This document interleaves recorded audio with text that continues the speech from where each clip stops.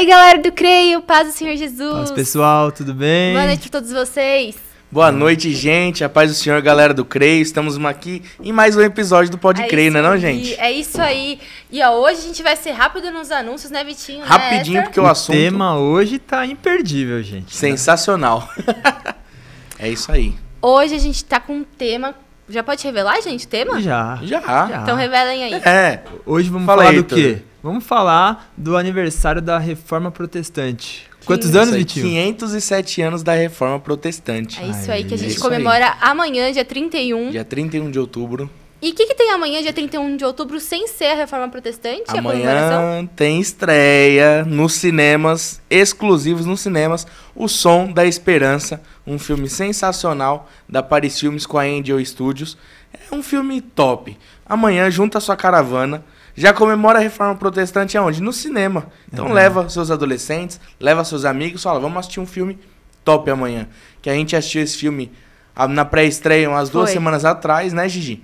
E foi sensacional, é um filme muito diferente, forte, é um filme que fala realmente hoje, na alma, assim, e é um filme, eu não vou dar spoiler, eu não vou dar spoiler. Aí sim, sensacional. Eu não fui na pré-estreia, mas eu vou. Amanhã estarei lá, porque não quero perder. Todo mundo falou que é sensacional. É muito, então, muito bom. Né? Heitor, você vai amanhã, por favor, lá, viu? Vai Com assistir. certeza. Leve. Vai você, a Bia. A Bia. Com certeza. É isso aí. E dia 7 do 12. 7 de dezembro, pessoal. Temos mais um Hop Creio. É isso aí, gente. Hop Creio. Creio no Hope, na verdade. Creio no Hope. Creio no Hope, na verdade. Nós vamos arrebentar. Como sempre. Vai ser lá sensacional. No Hopi Hari, vai ser uma bênção. Então, se você ainda não garantiu o seu ingresso, corre lá no @CreiaDeBelém e garanta já o seu ingresso. Você tem algumas informações sobre isso? Tem lá no Simpla, você pode comprar seu ingresso. Se o seu líder, né, sua igreja não for participar com um grupo, você pode comprar individual lá no Simpla. Temos o ônibus que vai sair aqui da sede, ou você pode ir por conta também. Tá lá, no Insta também vai pôr, né? O link do Simpla. Tá tudo certinho, então a gente conta com vocês. Levem os amigos, porque, isso aqui é uma oportunidade incrível para evangelizar. Você vai falar, vamos na igreja. A chance de seu amigo querer ir na igreja é pouca, mas pro Hop Hari não tem como não querer ir, né, gente? Não tem. E a gente vai abrir o parque um pouquinho mais cedo, né? Exato. Esse ano tem uma atração super legal que vai Pode ser falar? postada. Ainda não, porque a gente vai fazer uma postagem. Então no próximo podcast a gente tá fala. Deixando a galera com o coração na mão. Mas então... Igual o Doni fala, surpresa, com voz de locutor de rádio da Rádio ADBelém. E hoje, vocês já pegaram um leve jequiti aqui, né, Jequiti? Já rápido, corte rápido, galera. E hoje nosso convidado muito especial para falar sobre esse assunto muito, muito importante. É nosso querido amigo Anderson Medeiros, nosso líder, companheiro aqui, líder lá na mocidade, né, dos jovens. Que tiveram um aniversário de 50 anos. 50 anos agora, graças a Deus. Seja muito bem-vindo, Anderson. No mês da Reforma Protestante. No mês da Reforma Protestante, você viu? Isso aí. Paz do Senhor a todos, a paz do Senhor a todos. Estou aqui, Vitinho, Gi, Heitor.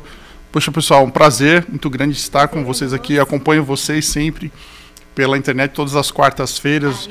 No Pode Creio, e é um prazer muito grande. E vamos lá, falar um pouquinho sobre a Reforma Protestante. E hoje é parabéns do isso que eu ia falar aí, ó. Aniversariante do dia. Cadê? Bem protestante, um dia antes. Canta parabéns, coloca nos comentários feliz aniversário pro Anderson.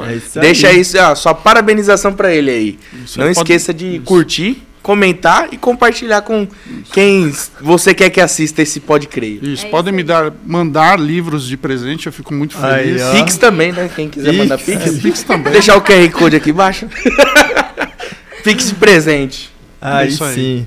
Hoje vai ser show, hein? Hoje eu acho que o papo vai render.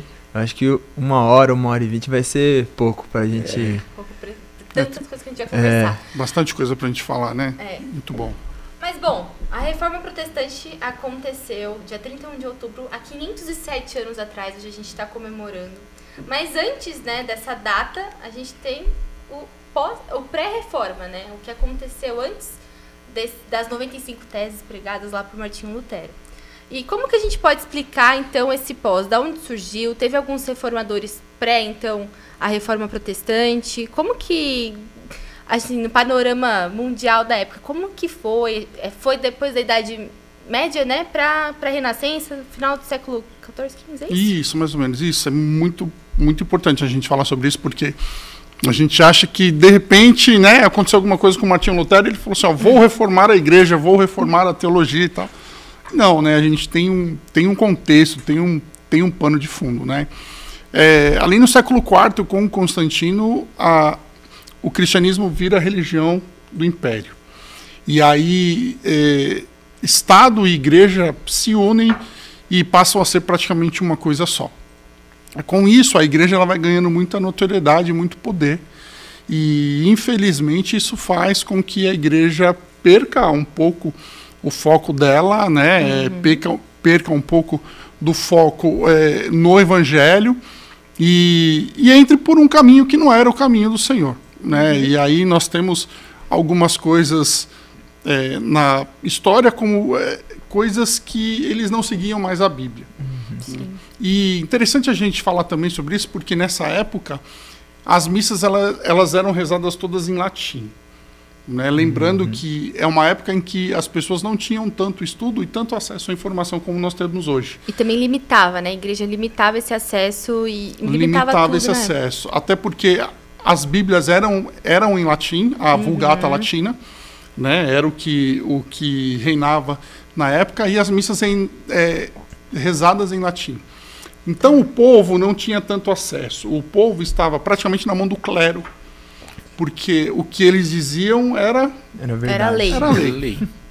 Né? O povo não tinha como pautar aquilo que eles estavam dizendo na palavra do Senhor, como hoje nós temos, né? E aí isso para nós hoje é um privilégio. E para nós que somos líderes, vocês também são líderes, né? Para nós fica uma responsabilidade até maior, né, Vitinho? Porque a gente está ali pregando para os jovens ou para os adolescentes, eles estão com a Bíblia na mão assim. Deixa eu ver se Deixa eu ver se isso é verdade. Hoje os adolescentes estão muito aplicados. Hoje eles estão. Deixa eu ver, a gente desce do púlpito, o jovem chega e fala assim, pô, pastor, vem aqui, o senhor falou um negócio ali e tal. Então hoje a gente tem que estudar bastante, porque eles têm muito acesso, e isso é muito bom. É muito bom, né, o povo. Na época pré-reforma não tinha. Então eles estavam praticamente à mercê do clero. O que o clero falava era palavra de Deus e ele seguia. E aí nós temos a formação de muitos dogmas, né?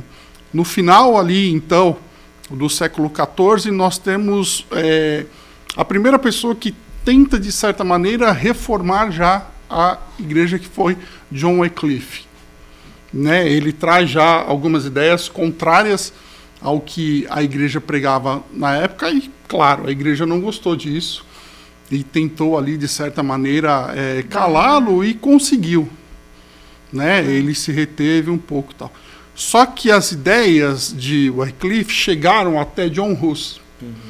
E aí John Hus toma as ideias dele e começa, então, a ensinar a verdade pautada na Bíblia Sagrada, né? De que a Bíblia era autoridade, né? De que o povo não precisava passar pelo sacerdote para ter o seu perdão, né? E tal. E, claro, a igreja não gostou disso, porque isso, de certa maneira, tirou o poder dela de poder manipular o povo. Eles, então, tentam calar John Hus, chamam ele para ele se retratar, ele se nega a se retratar, e aí ele é condenado à morte e é queimado na fogueira. E aí ele traz, então, aquela famosa frase, né, que ele diz assim, hoje você escala um ganso, porque Hus significa ganso, né? Hoje você escala um ganso, mas daqui 100 anos virá um cisne, e esse vocês não vão conseguir calar. E aí 100 anos depois vem Martinho Lutero. Então, assim, a reforma se deu primeiramente dentro desse contexto. Porque a partir daí, então, a igreja ela toma um rumo também um pouco mais complicado com a venda das indulgências. A Basílica de São Pedro em Roma estava começando a ser construída, estava sendo construída. E a igreja precisava de dinheiro para construir. E uma das maneiras de conseguir esse dinheiro foi com a venda das indulgências. As indulgências eram bulas papais assinadas pelo Papa, que se você comprasse, você obtinha o perdão dos seus pecados e o perdão dos pecados também dos seus familiares. Inclusive, se os seus familiares já estivessem mortos, a igreja dizia que eles poderiam ser alcançados, dependendo do quanto que você lá no pagasse purgatório. Imagina, né? na bula papal. E aí, então, esse dinheiro foi usado para a construção da Basílica de São Pedro em Roma, e eles estavam tão longe de Deus que chegaram a esse ponto. Sim. Né? Todas as vezes que eu lembro dessa parte da história, eu lembro também de Jesus Cristo, quando ele veio, porque uma das principais coisas que Jesus veio fazer como homem, Jesus veio trazer o quê? Jesus veio mostrar basicamente 3 coisas. Ele veio mostrar o reino de Deus, ele veio mostrar o Deus deste reino, ou seja, o nosso Deus, e ele veio mostrar que o único caminho para esse Deus, para esse reino, era ele mesmo. A partir disso, nós temos todos os outros desdobramentos dos ensinos de Jesus. Né? E quando Jesus vem, o povo de Israel estava tão distante de Deus que a tradição estava acima da lei. Quando Jesus cura as pessoas aos sábados, Jesus não estava de maneira nenhuma transgredindo a lei, Jesus estava cumprindo a lei. Mas na época não podia curar pessoas aos sábados. Jesus mostrou para eles, disse assim, ó, a tradição de vocês está errada. Né? Vocês têm que seguir a lei. Por que é importante a gente falar sobre isso? Porque a igreja, nessa época, ela colocou muita tradição acima da palavra do Senhor. Tanto que, assim, uma coisa que difere muito da teologia protestante para a teologia católica romana é justamente isso. Eles ainda têm hoje a tradição como regra de fé. Né? Essa foi uma mudança da reforma protestante. Então, nesse cenário todo, surge Martinho Lutero. Lutero foi um monge e ele começou então a ensinar a teologia, e aí ele é enviado para onde? Para Roma, para ser professor de teologia. E foi ensinar o quê? Dentre as disciplinas, uma delas era sobre o livro de Romanos. E aí então ele vai lá e lê Romanos 1,17, que diz: o justo viverá pela fé. E ali... Jogou fogo em tudo lá. Rapaz, aí aquilo mexeu com ele. As pessoas podem dizer que foi coincidência, as pessoas podem dizer que aquilo foi por causa do estudo dele, mas nós sabemos que Deus estava por trás. Sim. Nada acontece fora do controle do nosso Deus. É isso mesmo. Deus estava por trás disso, e aí quando Lutero ele lê aquilo, ele começa a repensar então em tudo que estava acontecendo com a igreja, e aí ele se levanta. E foi um homem extremamente corajoso. Com certeza. A igreja era mediadora entre o homem e Deus, né? A igreja era. Ninguém chegava a Deus se não passasse pela igreja. Interessante a gente pensar sobre isso também, porque eu estou lendo um livro agora sobre a crucificação de Cristo, um livro maravilhoso. A autora começa dizendo sobre a pregação dos apóstolos. E ela dá um pano de fundo ali e ela diz assim: eram homens sem credibilidade nenhuma, discípulos de um homem sem credibilidade que foi abandonado pelos ricos e pelos pobres e foi injustamente morto entre 2 ladrões.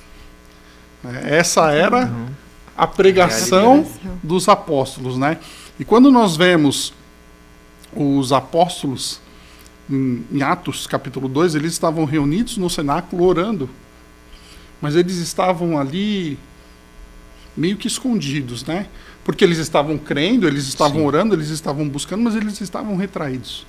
E aí o Espírito Santo vem sobre eles e os batiza, e naquele momento Pedro se levanta, prega e 3.000 almas aceitam a Cristo. A efusão do Espírito. Essa coragem que veio sobre eles vem do Espírito. Creio eu que assim também foi com Lutero.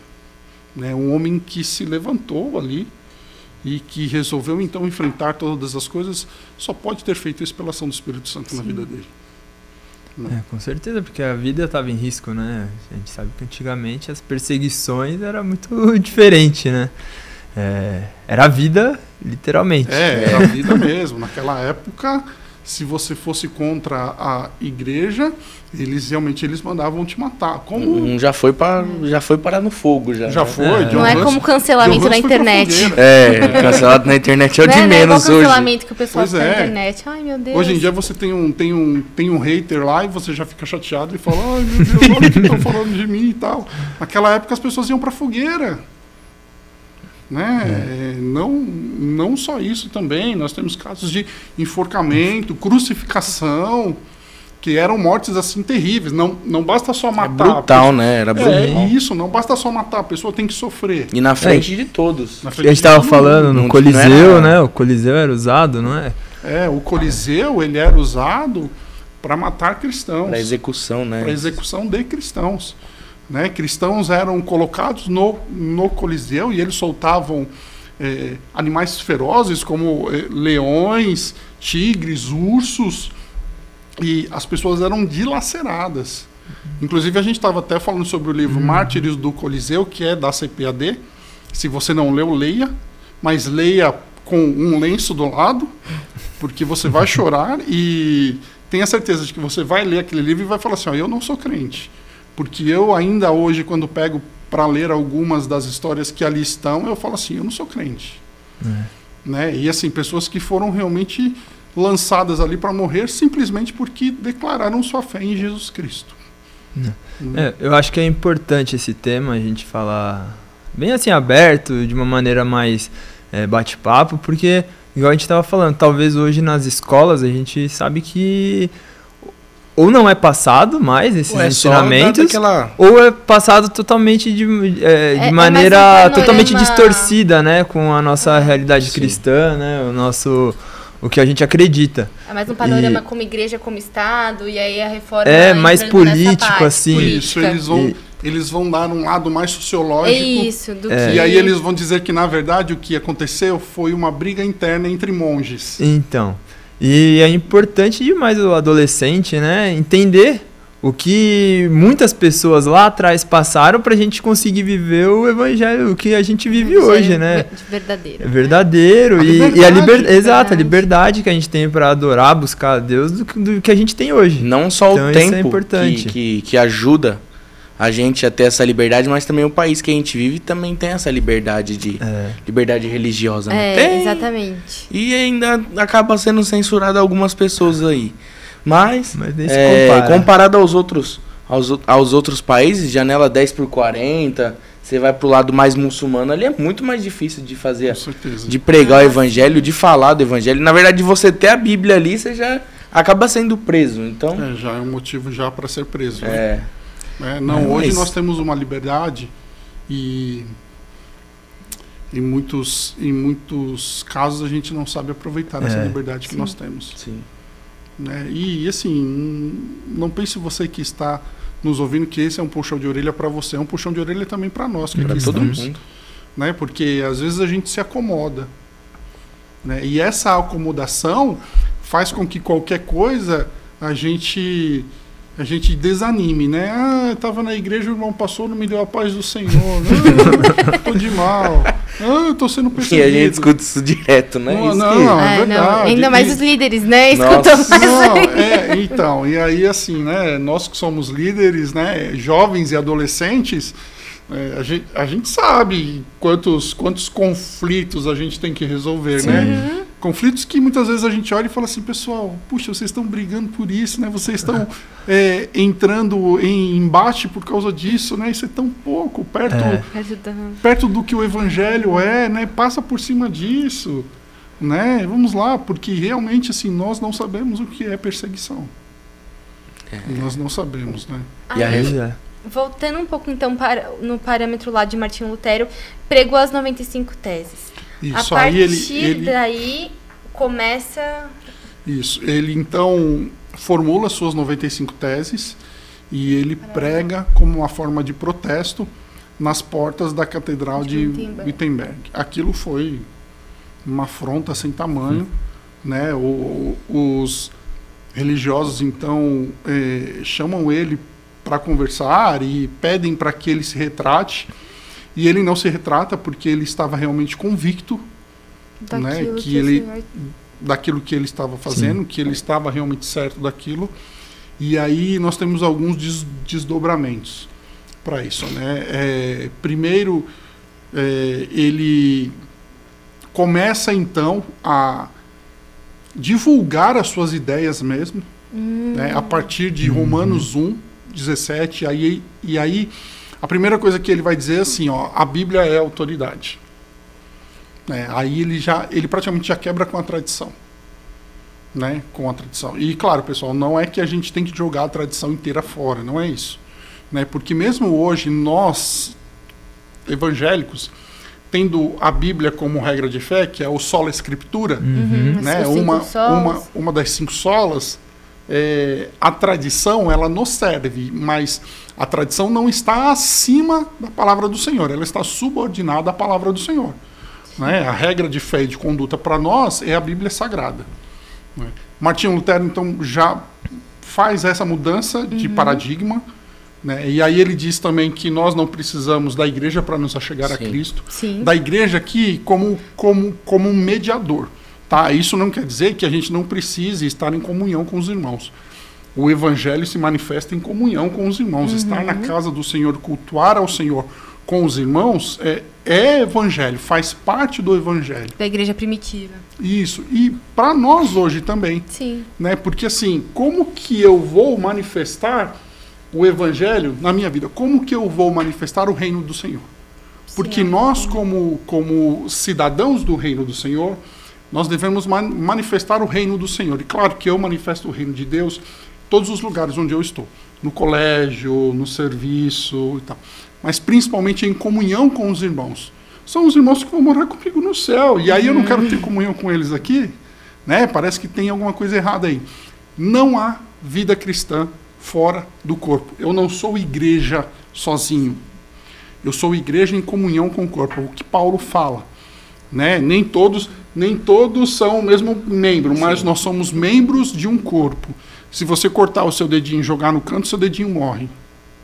Né? Fora do corpo não há vida, não há comunhão. Mas quando Lutero fala que nós não precisamos da igreja para nos achegar a Cristo, é porque a igreja ali, ela estava realmente dominando o povo.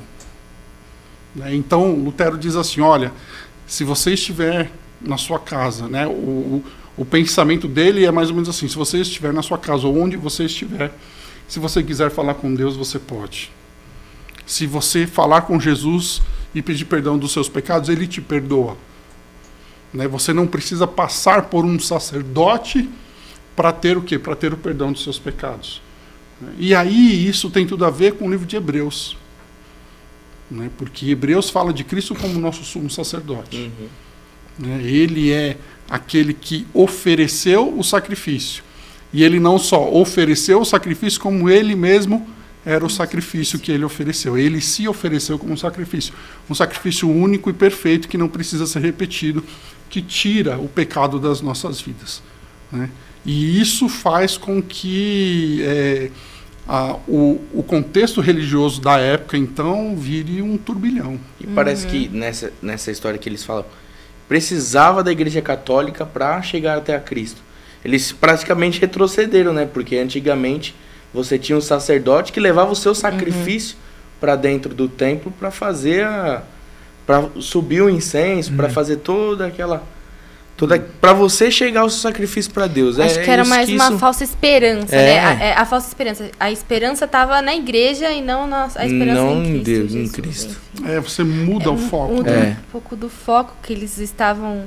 E aí, como eles mexiam não só na questão religiosa, né, na questão da igreja, mas nas questões da vida. Então, no que eles iam fazer, aonde eles iam trabalhar, enfim... Então, aquilo acho que acabou cegando muitas pessoas mesmo, assim. Que eles influenciavam em tudo, né? Político, social, tudo. Né? Tudo, político, social, econômico. Então, tudo isso mexe, né? Uma outra coisa também que ajudou com a reforma foi o fato de que estavam surgindo nações-estados já naquela época. Né? E aí as nações-estados mexendo na economia queriam desvincular igreja e Estado. Entendi. Né? E quando você desvincula igreja e Estado, a igreja perde poder, ela perde influência. Sim. Né? E aí foi mais um motivo, então, para a igreja ir contra os ensinos de Lutero ali. Bom, a igreja chama ele para se retratar, ele se nega a retratar. E aí ele é praticamente excomungado da igreja. Praticamente não, foi excomungado. Né? E aí eles chamam ele de novo para se retratar. Cara, esse fato é interessantíssimo. Porque eles chamaram Lutero para se retratar em uma reunião que eles chamam de dieta. Né? E isso aconteceu, se eu não me engano, 12 anos após Lutero ter pregado as teses na 95 teses. Na catedral. Eles chamam ele para se retratar, ele se nega a retratar, e aí 6 príncipes que estavam responsáveis por 14 cidades na Alemanha, eles vão diante do rei, porque foi o rei que chamou Lutero para se retratar. Eles vão diante do rei e eles leem um protesto. E aí, quando eles leem esse protesto, eles foram chamados de protestantes. Então, o nome protestante não vem do protesto de Lutero, vem do protesto desses príncipes que estavam associados a Lutero e que protestaram, então. Bom, é interessante, né? Porque a gente acha foi porque eles protestaram, foi porque Lutero protestou. Não foi. Foi porque os príncipes que estavam ligados a Lutero leram um manifesto, né? Uma carta chamada Protesto, e eles foram chamados de protestantes. Caramba. Legal, né? E aí acontece um fato curioso, porque quando Lutero, então, retorna para sua casa, os amigos dele, com medo de que ele fossem mortos, o sequestraram. Pelo menos amigos bons, tava tentando defender, né? Não queriam... porque ele podia ser morto por qualquer um, né?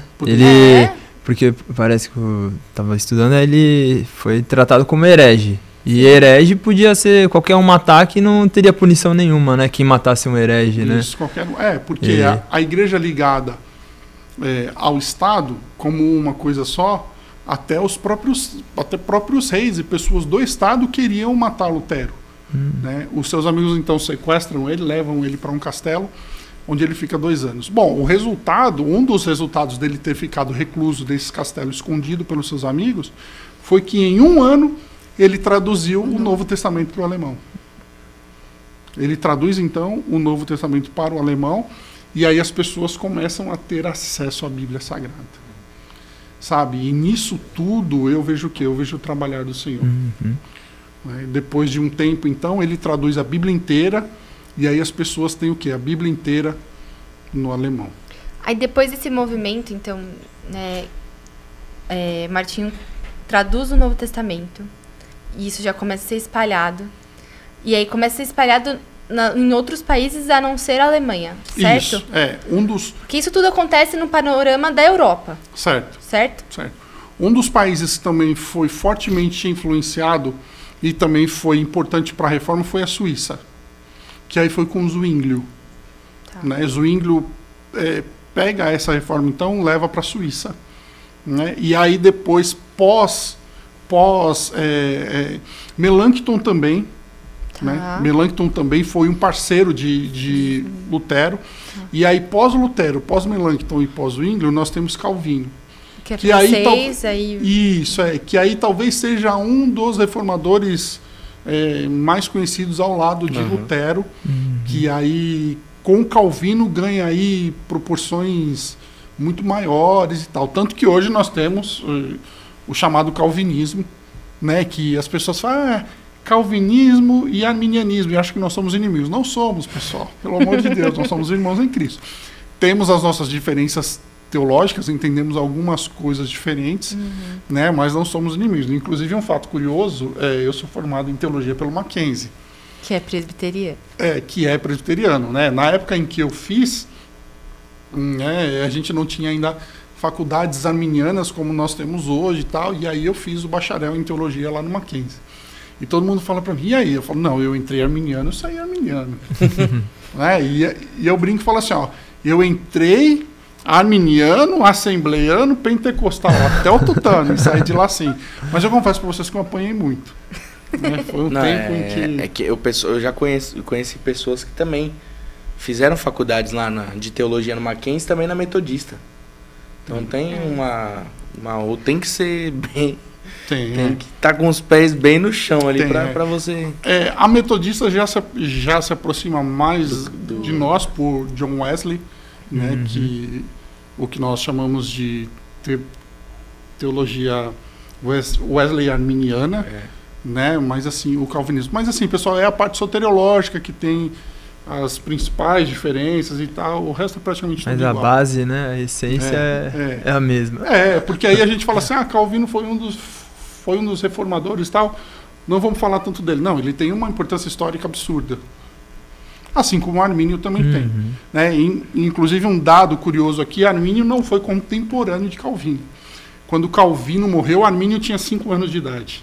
Aí que o pessoal tem essa dúvida, às vezes o pessoal confunde um pouco isso. Isso, as pessoas acham que eles viveram brigando praticamente na mesma época e tal, e não foi. Né? Mas não foi. Uma pergunta que fizeram aqui, ó. Como assim os 5 solas transformaram a teologia na época?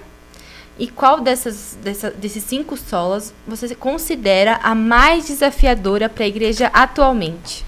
Tá, caramba, que pergunta boa mesmo, né? Vamos lá, as 5 solas, né? Primeiro a gente tem ali o sola escritura, que é o somente a escritura, que quer dizer somente a escritura como regra de fé e de conduta.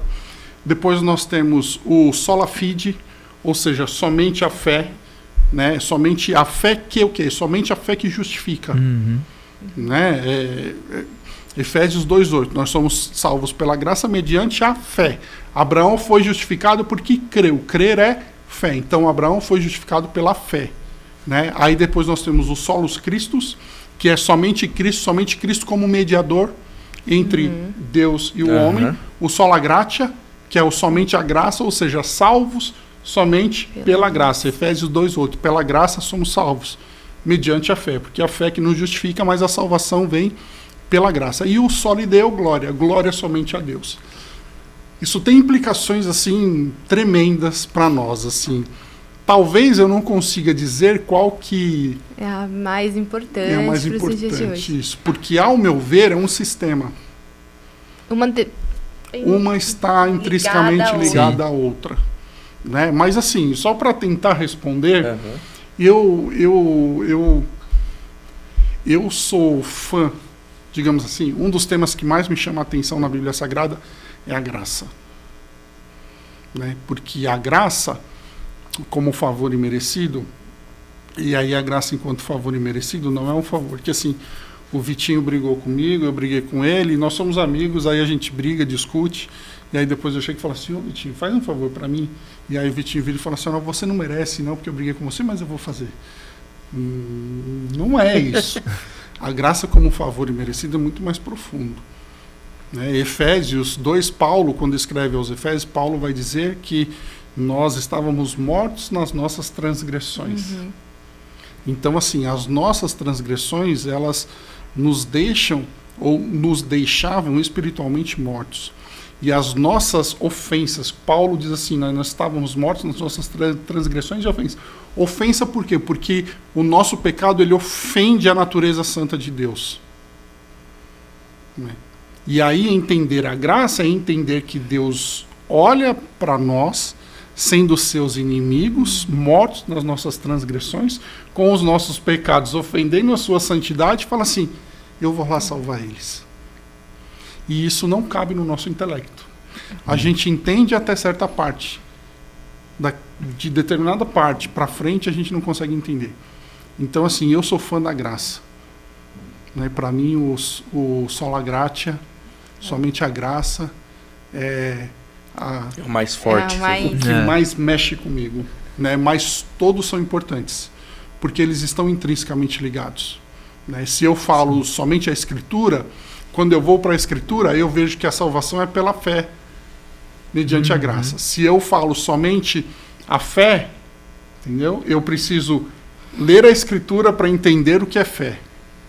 Se eu falo somente a graça, eu preciso entender que a salvação é pela graça mediante a fé. E eu só entendo isso lendo a Bíblia. Se eu falo solos Christus, eu entendo que Jesus é a palavra encarnada, a palavra que vai dizer para mim o que é fé e o que é graça. E o soli Deo glória, por quê? Porque todas as coisas são de Deus e somente a Ele a glória, porque é Ele que nos salva. Então, as coisas estão intrinsecamente ligadas, né? Não dá para falar qual que é o mais forte ali, né? Tudo tá entreligado, né? Tá ali. É como assim, a gente dá ênfase a um ou ao outro, segundo aquilo que mais mexe conosco, né? Mas as 5 solas estão ali, né? Outra pergunta que fizeram aqui é como a reforma influenciou as missões cristãs e o evangelismo? Considerando o foco, acho que da salvação pela fé, acho que era mais ou menos isso que... Excelente pergunta. Um outro conceito que vem para nós da reforma é o do sacerdócio universal. Antes da reforma, somente os sacerdotes, o clero, tinha acesso à Bíblia Sagrada e somente eles eram chamados a ministrar a palavra, a evangelizar. Com a reforma protestante, a reforma traz para nós um conceito que chama sacerdócio universal. Apocalipse diz que o Senhor nos chamou para sermos um reino de sacerdotes e profetas. O projeto inicial de Deus para Israel é que a nação de Israel fosse uma nação de sacerdotes. Isso faz com que traga sobre nós hoje a responsabilidade de nós fazermos missões, de nós pregarmos o Evangelho, de nós levarmos o reino do Senhor até os que precisam. Né? É claro que quando nós estamos dentro da igreja, e a igreja então organizada, nós temos aqueles que são chamados para ensinar e para pregar a palavra do Senhor no ambiente eclesiástico. Mas levar a palavra do Senhor às pessoas, essa incumbência foi dada a todos. Não só ao pastor, não só ao evangelista, ao presbítero, ao diácono, ao cooperador, não. Então isso muda por quê? Isso muda porque isso traz a consciência de que nós podemos evangelizar. Assim como nós fomos alcançados pela palavra do Senhor, assim como um dia alguém pregou a palavra para nós, assim nós também hoje devemos ir e pregar a palavra do Senhor a todas as pessoas, independentemente da função ou do cargo eclesiástico que nós temos. É a nossa função, né? É o principal da igreja. Chamado de cada um. Ser a luz do mundo. Ide pregai. Ide pregai. Muito bom. E você acredita que a reforma tenha influenciado além dessa parte missionária, mas também na sociedade como um todo? Com certeza, Heitor, com certeza. A reforma, ela trouxe principalmente o pensamento de que as pessoas, elas precisam de instrução. As pessoas precisam aprender. Você tem grandes universidades no mundo que são protestantes. A Harvard foi fundada por protestantes. Yale, Princeton. Tem um artigo, eu lembrei agora, deixa eu consultar aqui o Dr. Google para ver se eu... Esse é um amigo inseparável. Esse aqui, rapaz... Mas um dos movimentos protestantes nos Estados Unidos começou aí. Então, os protestantes foram lá, né, para os Estados Unidos, a colonização dos Estados Unidos, e aí na universidade, as universidades começaram a ser feitas, né? Então, as maiores universidades do mundo, que é Harvard, Princeton e Yale, foram fundadas por protestantes. E aí tem uma coisa muito interessante, que tinha as capelas, eles fizeram as capelas e lá eles faziam os cultos. É bem interessante, né? Bem interessante. A gente pensar que nas universidades tinha esse movimento. Né? Que eu achei, ó.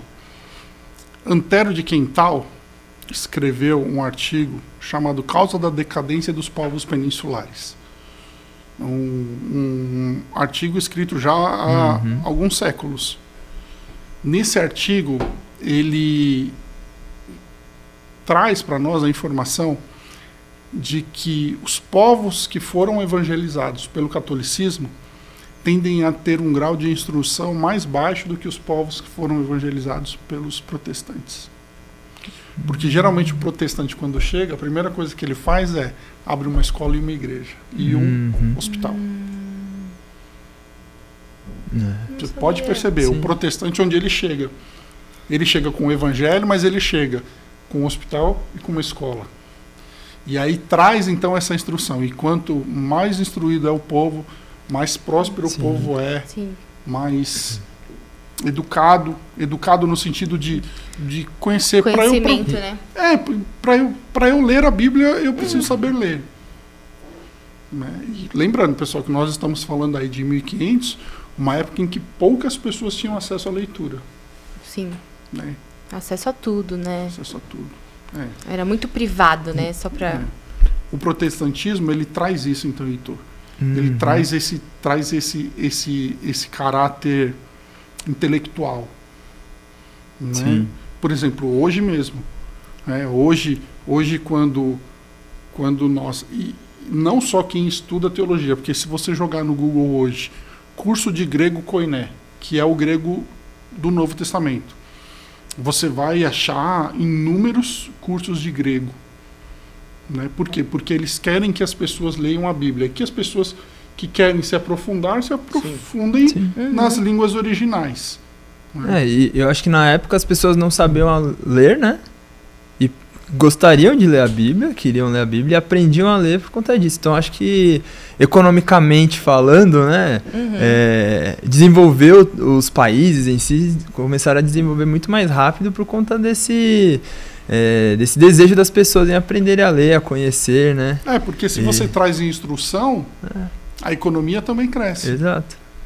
Né? E principalmente também, quando você traz a instrução e a economia cresce, você tem também uma sociedade mais forte, porque aí ela vai buscar o quê? Ela vai buscar segurança, ela vai buscar saúde, são os pilares de uma sociedade, né? Então, assim, a reforma protestante, ela não trouxe para nós somente uma herança religiosa, trouxe também uma mudança de vida. Uma mudança de vida completa. Né? Porque, assim, o evangelho, quando ele chega, Jesus, quando vem trabalhar nas nossas vidas, ele não vem trabalhar somente no aspecto religioso das nossas vidas. E é claro que o principal, o foco dele é o espiritual. Né? Porque se nós dissermos, como Paulo disse, né? Se nós dissermos que Cristo veio a nós somente para essa vida, né? Não vai ter valor nenhum. Por quê? Porque o principal de Cristo foi que ele veio para nos salvar, para perdoar os nossos pecados, para tirar os pecados das nossas vidas e nos salvar. Sim. Então esse é o lado espiritual. Mas quando Cristo trabalha nas nossas vidas a partir do espiritual, ele nos transforma por completo. Entendeu? Porque aí Cristo vem e te dá o quê? Cristo vem e te dá um lar. Sim. Mas para ele te dar um lar, ele tem que te dar um emprego para sustentar esse lar. Para te dar um emprego, ele tem que te dar uma instrução.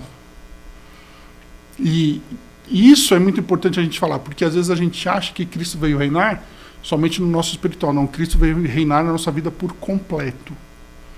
Em todas as áreas. Então, quando a gente fala para os jovens e para os adolescentes que Cristo tem um plano para as nossas vidas, esse plano não quer dizer somente que Cristo nos chamou para pregar a sua palavra, para cantar, para ser um missionário, para ser um pastor. Não.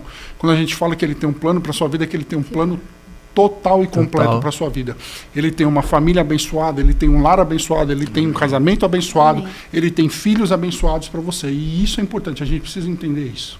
Recebe aí, adolescente, não é? E a gente está falando muito da reforma, mas nessa época teve um avivamento também espiritual junto? Porque a reforma é mais uma questão mais política, né, que a gente fala, mais da sociedade. Mas eu acho que para a reforma ter acontecido também precisou ter muita oração, né? Um avivamento ali das pessoas. Todo avivamento. Se você pegar a história da igreja, você vai ver que todo avivamento é precedido do quê? De oração e de estudo da palavra. Quando nós olhamos para a reforma, claro que ali teve um avivamento. Lutero precisou ser iluminado acerca da revelação. O Espírito Santo iluminou ele acerca do que ele estava lendo em Romanos. E com certeza isso aconteceu debaixo de oração. E isso traz o quê? Isso traz um avivamento. Então você tem a oração e o estudo que trazem o quê? Quando a gente ora, quando a gente estuda a palavra do Senhor, a primeira coisa que traz para nós é o quê? Arrependimento. É olhar para trás, reconhecer quem eu sou, reconhecer o que eu estou fazendo e me arrepender. E aí quando eu tenho, então, um estudo sistemático da palavra do Senhor, um estudo prático, quando eu tenho oração que me traz um arrependimento, eu sou o quê? Avivado. Né? Talvez o avivamento mais conhecido por nós pentecostais seja o da Rua Azusa. Como que começou? Com uma reunião do quê? Com uma reunião de oração e estudo. Muita gente acha que o avivamento vem de fora para dentro, né? Mas é de dentro para fora. É de dentro para fora, porque a transformação é de dentro para fora. Né? Muitas vezes as pessoas olham para nós, talvez aquele estereótipo do crente, né, a Bíblia debaixo do braço. A irmã de coque. A irmã de coque, mas a irmã de coque tem um mistério. Não fala das irmãs de coque não, senão amanhã elas já vão pegar no cu de doutrina. Amanhã é quarta-feira. Rapaz, sem entrar uma irmã de coque aqui, eu já me escondo embaixo da mesa, né, que essas irmãs têm mistério, rapaz. Mas quando a gente olha para esse estereótipo e muitas vezes nós somos taxados, né, de tons pejorativos por conta disso. Quadrado. Isso. A gente tem que entender que o nosso exterior vai refletir o nosso interior. Sim. Então as pessoas olham para fora e virou crente. Porque essa é a primeira mudança que eles veem. É ser o sal e ser a luz. Né? A luz brilha.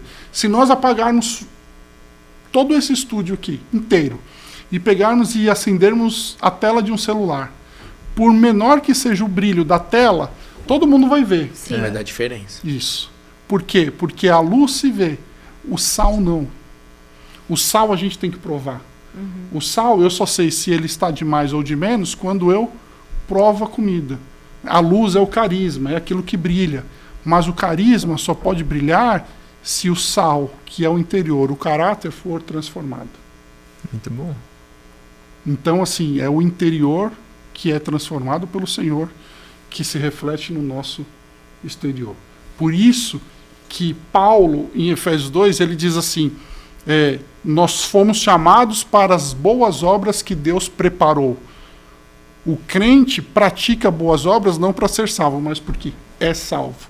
Porque ele foi transformado, porque ele foi alcançado, ele pratica boas obras.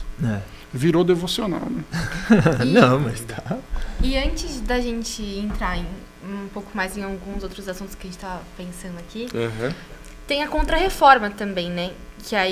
Que depois da reforma tem o pós, né? Reforma que vem a contra-reforma como uma forma da igreja parar o que estava acontecendo. Né? Contra. E aí também vincula um pouco ao nosso país, nosso Brasil, que aí vem a Companhia de Jesus, né? Que a contra-reforma, ela foi, de certa forma, uma maneira da igreja implicitamente assumir que estava fazendo errado. Sim. Né? Reagiram muito... Porque eles reagiram à reforma, mas eles reagiram tomando decisões que viriam tentar consertar alguma coisa que eles mesmos estavam praticando. Né? E aí, com isso, então, você tem desdobramentos maiores. Né? E aí a gente chega aqui no Brasil, com certeza. Né? O Brasil ele foi majoritariamente católico por muitos anos. Né? Eu não sei como estão os dados do IBGE hoje, mas o Brasil foi católico majoritariamente por muitos anos. Né? Apesar de que, quando eu me converti em 2003. Eu fui criado na Igreja Católica nos dogmas e nos sacramentos. Eu fui batizado, eu fiz primeiro Eucaristia, eu fiz crisma. Os meus pais eram ministros da Eucaristia, aqueles que distribuem a hóstia. Os meus pais davam aula de catequese, crisma. E eu fui criado realmente dentro da Igreja Católica. Aos 21 anos, quando eu fiquei paraplégico, eu me converti ao protestantismo. faz parte do meu testemunho, até porque domingo, agora dia 27, fez 23 anos que eu fiquei paraplégico, foi 13 anos antes do meu aniversário, então assim, é uma data que mexe bastante comigo agora, né? Por isso que eu estou falando isso também. Mas assim, quando eu estava na Igreja Católica, um fato que mexia muito comigo era que as pessoas falavam assim, eu sou católico não praticante. Eu ficava bravo. Eu falava assim, não tem essa de católico não praticante. Ou você é ou você não é. E me assusta porque hoje a gente tem evangélicos assim, não né? praticantes. Evangélicos não praticantes. Nominais. Os que vendem, né? Não, meu Deus do céu, não dá nem pra falar. É melhor, né? Os nominais. Os nominais. Né? Falando isso por conta dos dados que nós temos hoje, do quanto o protestantismo cresceu. Isso é bom, é muito bom. Né? As pessoas hoje têm muito mais acesso à Bíblia Sagrada. Dá para puxar aí, Doni, para ver qual que é a média de evangélicos versus católicos aqui no Brasil? Só para a gente ter uma base, se atualizar, né? Só para a gente ter uma base. Porque o catolicismo chegou com Portugal no Brasil, né? Sim. Quando eles desembarcaram aqui, a primeira coisa que eles fizeram foi rezar uma missa. Foi. Né? E assim, por isso também que hoje nós temos esse movimento de desvincular tudo que é antes da reforma da Igreja Protestante Brasileira. Coisas que em outros países a gente não tem. Né? Então, assim, a gente tende a negar tudo o que não veio da reforma para nós. Né? Mas nós precisamos entender que alguns conceitos que nós temos hoje, teológicos, eles vêm para nós antes da reforma. Né? A gente não pode olhar para tudo o que aconteceu antes da reforma e jogar tudo no lixo. Não é. Não. É claro que tinha muita coisa errada, mas também tinha muita coisa boa. Né? Que nós ainda hoje fazemos... que nós ainda hoje fazemos proveito.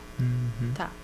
Mas, tipo, quais, por exemplo? Sim, Tá, vamos lá. Então, assim, por exemplo, assim, a discussão sobre livre-arbítrio que nós temos hoje. A discussão começou com Agostinho, que é anterior à reforma. Entendeu? Então, assim, nós temos discussões sobre as duas naturezas de Cristo. Por exemplo, a Trindade. Né? A Trindade. A Bíblia não fala sobre Trindade. Se você procurar na Bíblia Sagrada a palavra Trindade, ela não existe. Mas é uma formulação teológica que vem antes da reforma. Entendeu? Então nós ainda nos apropriamos de algumas coisas para falar sobre isso. Entendeu? Livre-arbítrio, Trindade, pecado, as duas naturezas de Cristo, a natureza divina e a natureza humana. Né? São conceitos que já eram discutidos pelos pais da Igreja.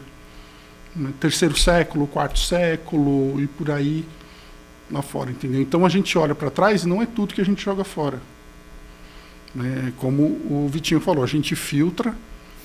E filtra como? Pela Bíblia Sagrada. De Deus. Né? E vê o que é. E aí, e isso é o que é olhar para a tradição e colocar a tradição debaixo da palavra do Senhor. Porque eu olho para trás, para as coisas que esses homens já estudavam lá atrás e olhar e falar assim, cabe na Bíblia? Cabe na Bíblia. Então serve para mim hoje. Né? E claro, pessoal, que hoje nós temos muito material, muito acesso à informação. Então hoje para nós estudarmos a Bíblia é mais fácil. Mas naquela época, em contrapartida, eles não tinham acesso Instagram, TikTok, YouTube, Google, né? Não tinha televisão. Estes homens levantavam e dormiam estudando a Bíblia. Era muito estudo. O Vitinho queria comentar um pouco sobre outra festa também que a gente comemora.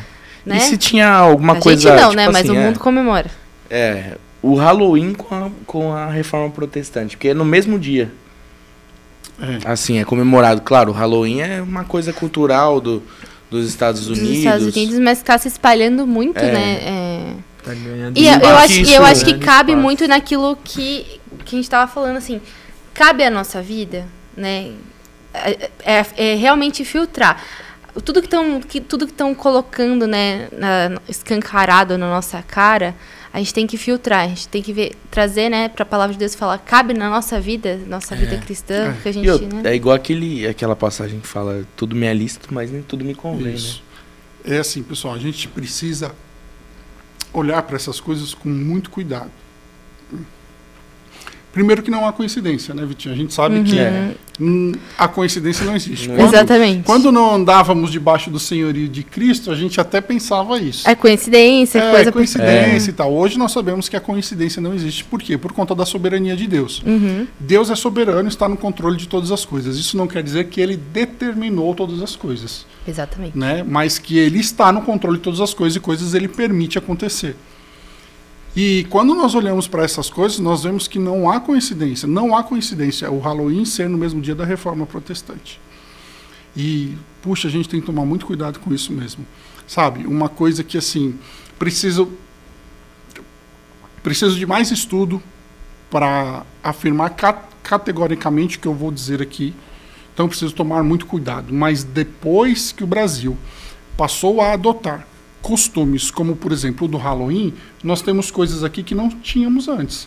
Por exemplo, jovens entrarem numa escola atirando nas outras crianças. Isso é verdade. Nós não tínhamos isso no Brasil antes.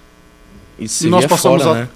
E nós passamos a ter depois que nós adotamos práticas como, por exemplo, a prática do Halloween. Criança matando animalzinho lá. A gente falou isso no podcast com o pastor Adriano. Pessoal, se isso é uma cultura americana, deixa lá com os americanos. E ora pra eles perderem, né?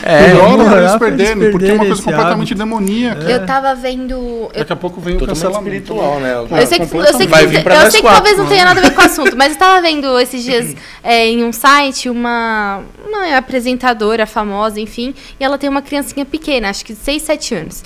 E aí ele tava assistindo uma série, pelo que eu entendi, que chama Death Note. Isso. Que acho que tem a ver... Eu não sei, tá? Mas o bicho lá é o demônio, não sei das quantas. Enfim. É mais ou menos isso que baseia a série e tem muita criança assistindo. E ela tava comentando que o filho dela, depois de assistir essa série, ficou uns 3 dias sem dormir e tendo crises fortíssimas de pânico, teve que ir pro hospital, enfim, ela não sabe o que aconteceu. A gente olha, né? A gente, cristão, a gente olha... Porque o mundo espiritual, ele a gente não enxerga, obviamente, mas é muita coisa pesada que entra na sua casa sem você nem perceber. Tudo bem que ela acho que não é crente, mas quantas coisas as crianças, né, estão expostas. E aí vem essas coisas, crise do pânico, que tem... Deixa eu contar uma experiência para vocês. Eu não gosto de filme de terror. Nunca gostei de filme de terror. Nem eu. Nunca gostei. Eu tá não doido. gosto, não. Mas um dia... Bem perto. Rapaz, um dia por um acaso eu liguei a TV. E eu assisti o filme It, A Coisa. O primeiro. Eu assisti o primeiro filme... Por curiosidade. Rapaz, por curiosidade. Tava todo mundo falando e tal, deixa eu ver esse negócio e tal. Cara, e foi de boa. E eu lembro que foi de dia. Quando saiu o segundo, eu falei assim, já que eu assisti o primeiro... Vou assistir o segundo. Vou assistir o segundo. Só que o segundo eu assisti à noite. Aí foi mais pesado. E eu, particularmente, achei o segundo muito mais pesado do que o primeiro. E fui dormir. E eu não sei se vocês já tiveram batalha espiritual dormindo. Rapaz, eu sonhei com o demônio a noite inteira, que eu pegava o demônio pelo pescoço, que eu expulsava o demônio, e que isso... Rapaz, no outro dia, quando eu acordei, eu falei, Senhor, já entendi. Aí fui para a oração, fui para o joelho. Né? Então, assim, a gente tem que tomar cuidado, sim, com as coisas que entram nos nossos lares, pela televisão, pelo rádio, pela internet, celular, principalmente música, tudo. Pelo celular, porque, assim, antigamente, né, quando saía um filme desse, por exemplo, a gente tinha que ir até a locadora, alugar o filme. Se você fosse menor de idade, a locadora não te alugava. Tinha que ser com o pai, com a mãe. Tinha que ser com o pai, com a mãe e tal. Hoje em dia o filme nem está no cinema ainda, você já tem cortes dele no TikTok. Sim, é verdade. Aí uma coisa que acontece é a sociedade fica falando pra gente, pô, vocês são muito radical, é só um filme. É só uma festinha pra criança se fantasiar, é só brincadeira. E aí, até voltando lá no assunto da reforma, tem muita gente que fala que os reformadores foram muito radicais, né? Uhum. Então, a que ponto a gente tem que ser radical na fé, né? Porque eu acho que... o que seria, né, o radical na fé? Né? Porque hoje em dia fala, não, ser crente, vocês são muito radicais. Como o Heitor disse, a gente tem que fazer uma nova reforma. E algumas coisas. É importantíssimo falar sobre isso, Heitor. Porque nós precisamos entender uma coisa. Né? Que há, sim, no Evangelho, um lado radical. Sim. Certo? Um dia Jesus virou para os seus discípulos, para as pessoas que o seguiram, e disse assim, se o teu olho te leva a pecar, pinga um colírio no teu olho, trata o teu olho, cura o teu olho para ele ficar bom. Foi isso que Jesus falou? Se o teu olho te leva a pecar, arranca ele. Claro, pessoal, pelo amor de Deus, é uma metáfora. Não arranque, pelo amor, é uma metáfora, não vai sair. Não cheguem aqui no domingo sem olho. Pelo amor de Deus, pessoal, é uma metáfora, eu vou explicar para vocês a metáfora. Que Jesus quis dizer ali, se o teu celular, se o teu Instagram, se o teu TikTok te traz ali ganchos que vão fazer você pecar, porque às vezes você fala assim, pastor, mas eu não vi pornografia no Instagram, mas você foi lá e viu a foto de uma menina de biquíni, aquilo foi um gancho para te levar à pornografia. Então Jesus diz assim, se isso te leva a pecar, arranca da sua vida. Ele não falou assim, deixa um pouquinho ali no canal, arranca, tira, exclui sua conta. Porque é melhor você ser um quadrado e ir pro céu do que você ser um cara aí meio termo. No hype e ir pro inferno. Então, assim, há um lado, sim, radical no Evangelho. Se o teu olho te leva a pecar, arranca. Se o teu braço te leva a pecar, arranca. Se tua perna te leva a pecar, arranca. Porque é melhor sem um olho, sem uma perna, sem um braço, você entrar no céu do que, contudo, você ir pro inferno. Uhum.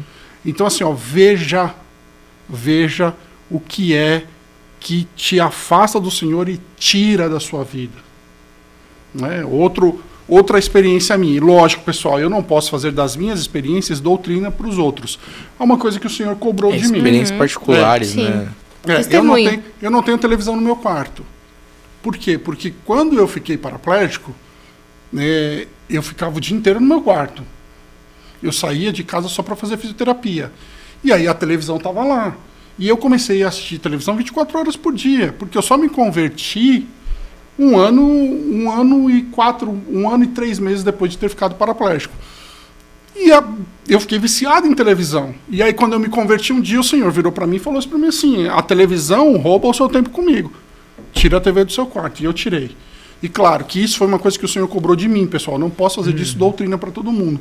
Mas é um exemplo para dizer para você assim, o que é que te afasta de Deus? Tira da sua vida. No filme da Forja fala isso.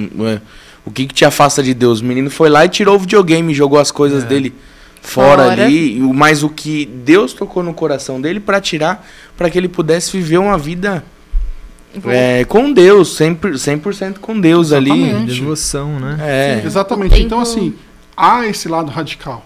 Sabe, olhar às vezes para a reforma protestante e ver decisões que foram tomadas que hoje nós podemos chamar de radical, talvez fossem decisões que na época fossem importantes para que a reforma realmente acontecesse. Entendeu? O Doni achou o censo de 2020, a última atualização, né? 50% do Brasil, 50% católico, 30%, 31% evangélicos. E o restante da porcentagem outras religiões. Mas se comparado a 20 anos atrás? Não, a proporção era muito maior. Era muito maior. Era muito maior. E tem países que é ao contrário, né? Muito mais evangélico do que católico. Muito mais protestantes. Né? Acho que Estados Unidos, essa parcela aí que foi muito tocada nos Estados Unidos é muito mais protestante do que católico, eu acho. Sim. Agora você pega uma Itália da vida, um Roma da vida. Roma, Itália deve ser 90%. 90% católico e 10% é a igreja do Belém. A Espanha também, se não me engano, é majoritariamente católica. Portugal. Inglaterra, Londres, assim, Inglaterra em si, né? É uma igreja anglicana ali, né? Mas baseado é no católico. protestante. Protestante também, né? É protestante. Não é meio que uma mistura ali? O anglicanismo, se você olhar um pouco assim, parece com o catolicismo, mas eles são considerados protestantes. Tanto que nós temos hoje um dos maiores escritores vivos, que é o N.T. Wright, que eu particularmente gosto muito dos escritos dele, que ele é anglicano, e nós usamos a teologia dele no protestantismo. Então, assim, eles estão mais para cá do que para lá. É que eles usam aquelas batas ainda, as coisas eles usam ainda, né? Na igreja americana também, Mas eles são consequência, a igreja anglicana... Mas eles são da Reforma, eles são oriundos da Reforma. Que vem com o rei Henrique, não sei das coisas, esqueci. Mas é mais ou menos isso, né? Mas é engraçado, né? Que depois da Europa, então foi seguindo para vários países, né? A não ser de lá. Aí, por exemplo, foi para os Estados Unidos. Os Estados Unidos começou, depois tivemos o avivamento, né? Na Rua Azusa, que aí vem o Pentecostes, né? O pentecostalismo ali, e também vem para o Brasil, né? Depois. Aí já é século XX aqui, porque aí, com o pentecostalismo, nós temos um fortalecimento das missões, né? Tá. O pentecostal ele é muito focado em missões. Não que os não pentecostais não sejam, né? Eles também estão, mas o pentecostal ele é muito focado em missões, né? E aí nós temos então uma expansão muito forte do cristianismo. Né, a partir do pentecostalismo, né? Um fato interessante, eu tive um professor presbiteriano calvinista que ele estava dando aula e ele falou para a classe olhando para mim, né? Falou para todo mundo olhando para mim, e ele disse assim: se a Assembleia de Deus mantivesse o fervor que tem do pentecostalismo, mas buscasse estudo da Bíblia sistemático, ninguém ia segurar a Assembleia de Deus por conta do evangelismo.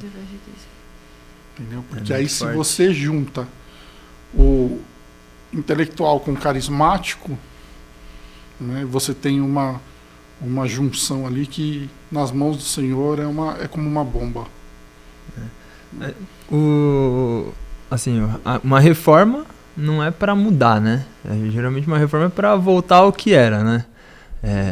Então, se tem uma casa, você reforma ela para ela voltar a ser aconchegante como sempre foi. Você acredita que hoje precisa de uma reforma? Porque já foi tanto para um lado para outro. Hoje tem vendas de indulgências diferentes, de diferentes formas atualmente. Né? Tá, vamos lá. Cara, legal falar sobre isso. Assim, ó. Lutero não queria fundar uma igreja nova. Lutero queria reformar a igreja para que ela voltasse aos princípios da igreja primitiva. Da essência, né? Aqueles princípios dos apóstolos. Né, então. A consequência do ato de Lutero e a consequência dos atos dos religiosos da época que levou a essa cisão. E aí Lutero não teve outra saída ou não, a não ser fundar uma outra igreja. Né? Hoje, nós temos... Eu acho que falar sobre reforma é uma coisa assim muito, muito forte. Eu vou te explicar por quê. Tá? Por quê? Porque assim, ó, questões que divergem, Heitor, nós sempre vamos ter. Né? Nenhuma igreja é perfeita. Nenhuma igreja é perfeita. Pessoal, eu amo congregar no Belém. Amo. Mas assim, ó, a Assembleia de Deus, a presbiteriana, a metodista, a anglicana, seja qual for igreja que você esteja pensando aí agora, nenhuma igreja é perfeita. Por quê? Porque a igreja é formada por homens que estão em busca da perfeição. Uma perfeição que não será alcançada nessa vida. Né? Parece um paradoxo isso. Não é? Então, assim, nós nunca teremos o que? Uma igreja perfeita na terra. A igreja perfeita é só no céu. Mas nós precisamos olhar principalmente para a história E aí, nesse ponto, a história é extremamente importante para nós não cometermos os mesmos erros que aconteceram no passado. Né? Porque hoje, sim, nós temos venda de indulgências veladas dentro do protestantismo. Nós vemos que por aí Cristo não é o único mediador dentro da igreja protestante. Nós vemos que a Bíblia não é a única regra de fé e conduta. Né? E nós vivemos uma época que é muito complicado, porque se a gente fala qualquer coisa sobre isso, o cancelamento vem, o hater vem. Porque antigamente, Vitinho, o versículo mais conhecido era João 3,16. Porque Deus amou o mundo de tal maneira. Hoje é Mateus 7,1. Não julgueis para que não será julgado. Quem é você para julgar? É isso mesmo. Quem é você para me julgar? Como que você quer evangelizar julgando os outros? Um dia desses eu vi o cara falar uma heresia, o corte dele foi parar no Instagram, porque hoje em dia, assim, falou, caiu na internet, um abraço. Um abraço. Já era. Caiu uma heresia, as pessoas criticaram e pessoas entraram lá para defender com esse argumento. Quem é você para julgar? Pelo menos ele está evangelizando. Oi? Evangelizando de maneira errada. De forma errada, mas... Como é que é? Entendeu? Então, assim, cabe a nós também defendermos o que? As verdades. Sim. Né? E eu acho que, assim, para nós chegarmos ao ponto, Heitor, de realmente fazer uma reforma, tem que piorar. Tem que piorar bastante. Entendeu? Para nós chegarmos ao ponto de fazermos uma reforma na teologia... Tem que chegar num extremo que chegou... Isso. Há 507 anos atrás, né? Por quê? Porque, assim, a igreja evangélica ela tem uma constituição diferente da igreja católica. Como a gente estava até falando aqui antes um pouco, né? A igreja católica, ela é realmente em forma de pirâmide. Né? Você tem um pontífice que domina expande, né? Sobre todos, expande. A igreja evangélica, não. Ainda que você tenha um pastor presidente, ele é presidente daquela denominação. Da outra, não. Tá? Por um lado, isso é muito bom. Por quê? Porque isso faz com que as igrejas tenham as suas diferenças teológicas, entendeu? E você tenha uma diferença que seja nessa aqui, que não é nessa aqui. Porque quando você tem, no caso da igreja católica, que a ponta da pirâmide estava corrompida, a igreja inteira estava corrompida. E aí, nesse caso, é tão grave que aí precisa de uma reforma. A igreja protestante não. O que você precisa, talvez, seja reformar denominações. Entendeu? Por conta de uma visão errada, um dogma errado, uma interpretação errada. Mas, assim, questões... Nenhuma igreja é inteiramente bíblica. Que eu digo assim, tá? E, pessoal, entendam muito bem o que eu vou dizer. Isso não quer dizer que você tem que abandonar a igreja e tal, não é nada disso. Mas às vezes você tem questões que não são bíblicas, mas são válidas. Sim. Entendeu? E aí tá tudo certo. O problema é quando você olha para a igreja e você vê uma heresia. O que é uma heresia?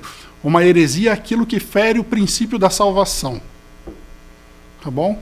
Então, se eu digo assim, por exemplo, né, as pessoas elas atacam muito nós pentecostais, arminianos, por nós cremos que o nosso livre-arbítrio nos salvou.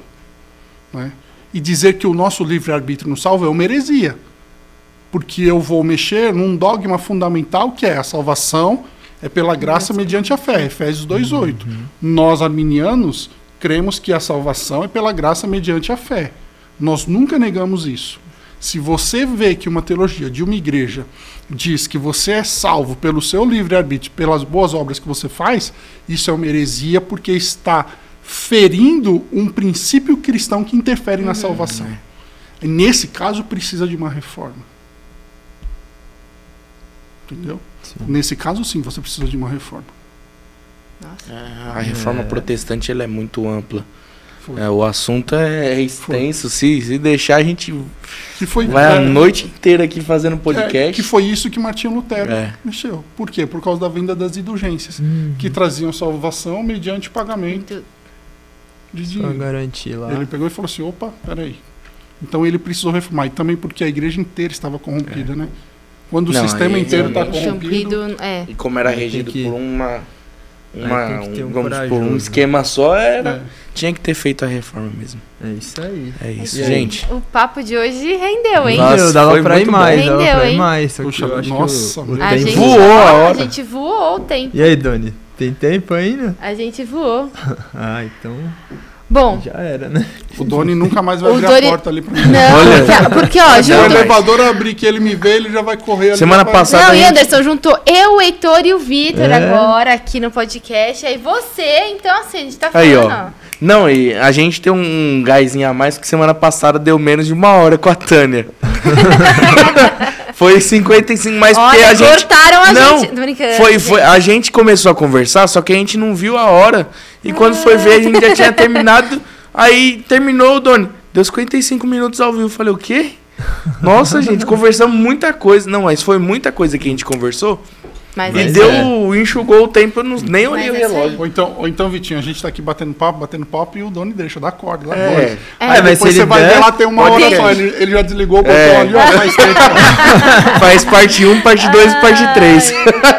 Aí não, Doni, que é Desligou isso? ali, ó. Não, Há mas muito hoje, tempo. hoje o papo foi muito bom, foi edificante também e de aprendizado pra gente. Nós três aqui que estamos aprendendo com o Anderson hoje, Com mas certeza. você adolescente que está assistindo Pode Creio, mais uma vez, uma quarta-feira, às 9h45. Semana que vem tem mais. Anderson, muito obrigado por você ter aceitado o convite de estar aqui. Paulo Henrique Ó. te colocou no fogo hoje, né? Aniversário. Aí, ó. Paulo Henrique me O paga. dia do aniversário. Viu?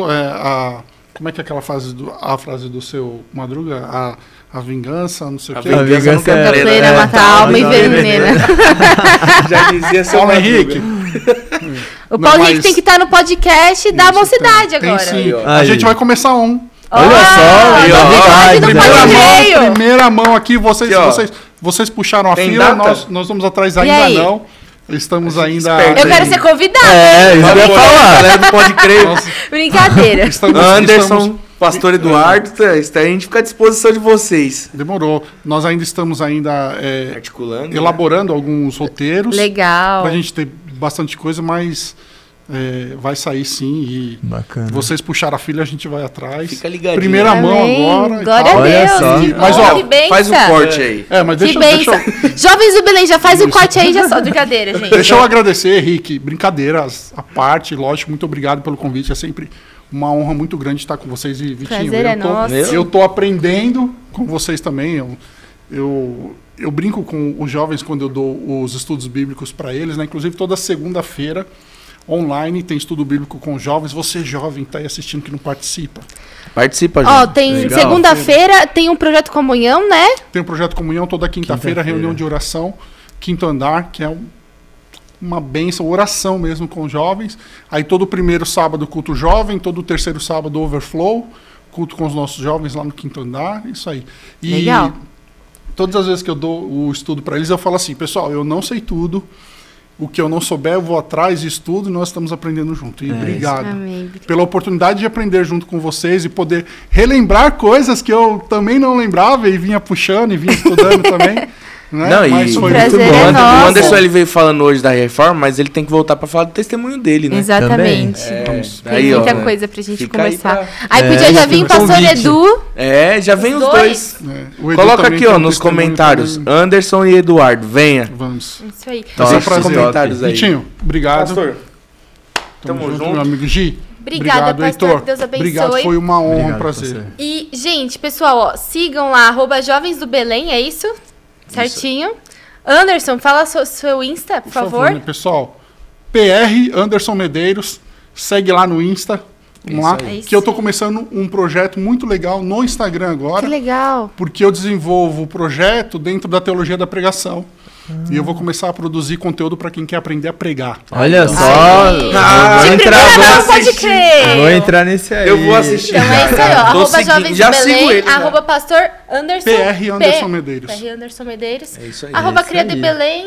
E é isso, Isso aí. gente. É. E Gente. você, adolescente? É um tema muito importante. Procura mais, né, aprender sobre esse tema, pesquisa aí, tem bastante livro bom, no YouTube também tem bastante pregador que fala sobre. Então é um tema que vai edificar a sua vida e você saber um pouco do que você vive hoje, o que passaram, né?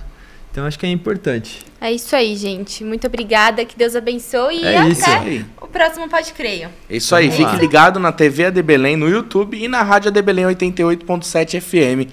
Fica ligadinho aí. Deus abençoe, gente. Paz, pessoal!